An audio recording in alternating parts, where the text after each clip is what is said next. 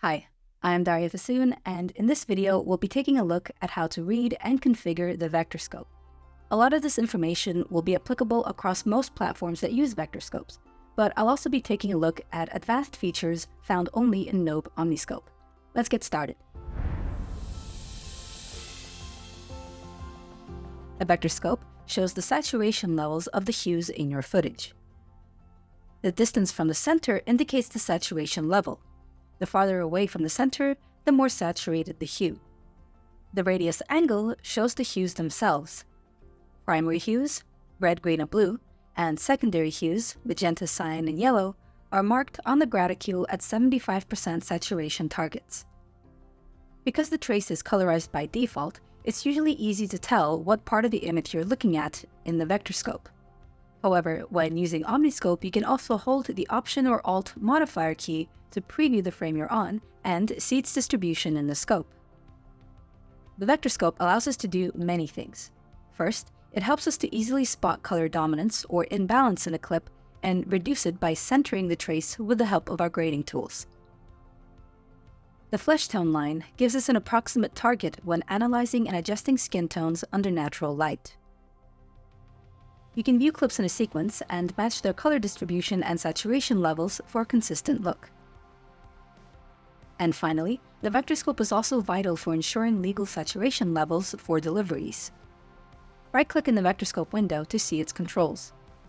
You can opt to reveal or hide the graticule rings and vectors. You can also choose to colorize the trace or keep it white for easier readability.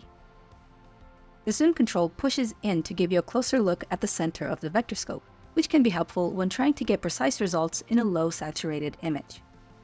You can also use your mouse's scroll wheel to zoom in and out to custom degrees. Hold Command or Control for even more precision when zooming. Middle-click or double-click to reset the zoom.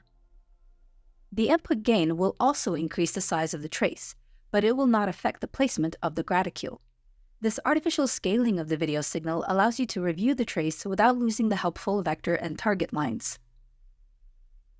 When you choose to split the Vectorscope into lows, mids, and highs, you will get an accurate readout of hues in the 3 tonal ranges of your footage. As with the single scope, you can hold the Option or Alt modifier key to see exactly which sections of the frame are being represented and where their saturation lies. The window housing these scopes is dynamic, meaning that when it is resized, the 3 scopes move to occupy the optimal available space. This tonal breakup of the Vectorscope allows you to more accurately spot color casts in the highlights, midtones, and shadows of the image. This clip, for example, has warm highlights, but is otherwise neutral. I can use the gain control in my grading software to pull the highlights towards the center, balancing the shot. As with the other OmniScope tools, you can interact with the source signal viewer for more precise guidance. Drag in the viewer to isolate that section of the trace. Hold Shift and drag to keep that selection in place until your next click. This is a popular way of quickly reviewing the balance of grayscale surfaces or for analyzing skin tones. Hold Option or Alt to see the exact location of a pixel in the Vectorscope. Click to retain it in the viewer and leave a target marker. Double-click its RGB values in the viewer to remove it. Back in the contextual menu, the most advanced controls for the tools in OmniScope can be found in the settings.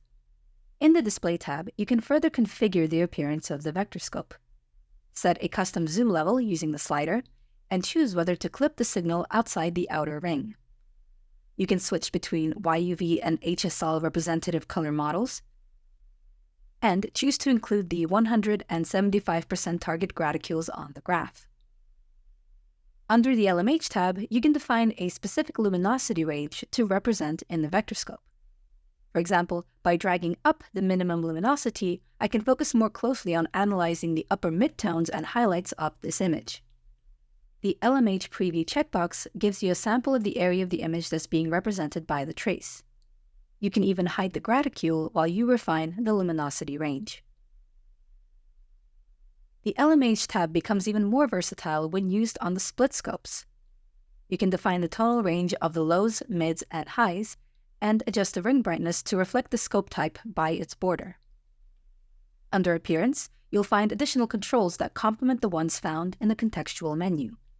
Click D-Gamma to increase the brightness of the darker colors within the trace. Smooth Trace applies a low-pass filter and gamma adjustment to produce a more detailed trace with better visibility. And Enhanced Render will switch from point-only to point and line trace rendering, creating an easier-to-read vectorscope trace. Use the Gain and Enhance Center sliders to brighten the trace globally, or from the center of the scope. When adjusting sliders, hold Ctrl or Command and click to manually enter values. To reset all parameters, right-click the scope and choose Reset Settings. The remainder of the controls focus on the graticule itself. You can change the style from standard to a more minimalist hue vector layout. You can control the appearance of the outer hue ring, the crosshair, the rings and vectors, and even the presence and angle of the flesh tone line. In the Source tab, you can override the project-wide color space configuration found in the Input settings. The Input Gain slider at the bottom allows you to scale up the vectorscope trace to custom degrees without affecting the graticule. Be mindful when using this parameter.